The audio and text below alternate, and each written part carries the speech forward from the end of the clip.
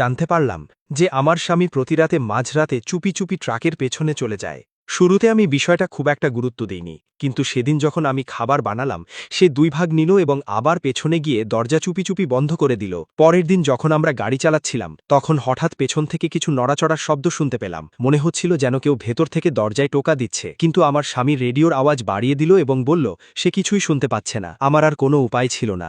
সেদিন রাতে আমি ইচ্ছে করে ভালোভাবে সেজে তার কাছে যাওয়ার চেষ্টা করলাম, কিন্তু সে আমাকে দূরে ঠেলে দিল এবং আবার পেছনে যেতে লাগলো। আমি তাকে থামানোর চেষ্টা করলাম, কিন্তু সে সঙ্গে সঙ্গে রেগে গেল। সে বলল যে সে কেবিনে অন্য কারোর সাথে ঘুমাতে পারে না, কারণ যদি সে ঘুমাতে না পারে তাহলে পরের দিন দীর্ঘ পথ কিভাবে ড্রাইভ করবে। আমার বলার মতো কিছুই ছিল না। আমি যখন শুতে যাচ্ছিলাম তখন আবার অদ্ভুত একটা শব্দ শুনলাম। আমি সঙ্গে সঙ্গে ট্রাক থেকে লাফিয়ে নামলাম এবং দেখলাম পেছনের অংশ জোরে জোরে কাঁপছে। আমার সঙ্গে সঙ্গে মনে হলো কিছু একটা গড়বড় আছে। আমি পেছনের দরজা খোলার চেষ্টা করলাম যেন বুঝতে পারি ভেতরে কি হচ্ছে, কিন্তু তখনই আমার স্বামী হঠাৎ ভেতর থেকে বেরিয়ে এলো। সে ঘামে ভিজেছিল এবং আমার খুব খারাপ অনুভূতি হলো। আমি জেদ ধরলাম যে আমি ভেতরে গিয়ে দেখব কি লুকোনো হয়েছে, কিন্তু সে আমাকে ধাক্কা দিল, আবার দূরে নিয়ে গেল এবং চিৎকার করে বলল আমি সবকিছু নষ্ট করে দিচ্ছি। সে বলল যদি এই মালপত্রের কিছু হয়ে যায় তাহলে আমাদের দুজনকে বিক্রি করলেও ক্ষতিপূরণ হবে না। এটা শুনে আপাতত আমাকে চুপ থাকতে হলো, কিন্তু আমি এখনও জানতে চাইছিলাম ভেতরে কি রহস্য লুকোনো আছে। গন্তব্যে পৌঁছানোর আগে সে আমাকে টায়ার চেক করতে বলল।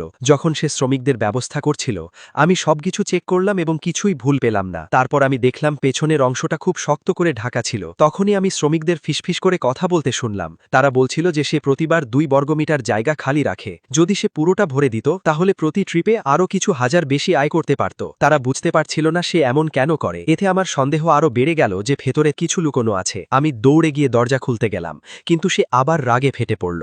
সে আমাকে পেছন থেকে দূরে থাকার সতর্কতা দিল এবং বলল যেন আমি সঙ্গে সঙ্গে বাড়ি ফিরে যাই। তার অদ্ভুত আচরণ আগেই আমাকে সন্দেহে ফেলেছিল। প্রতি রাতে সে বলতো যে সে ক্লান্ত এবং পেছনে একা অনেকক্ষণ থাকত আর ভেতর থেকে অদ্ভুত শব্দ আসত।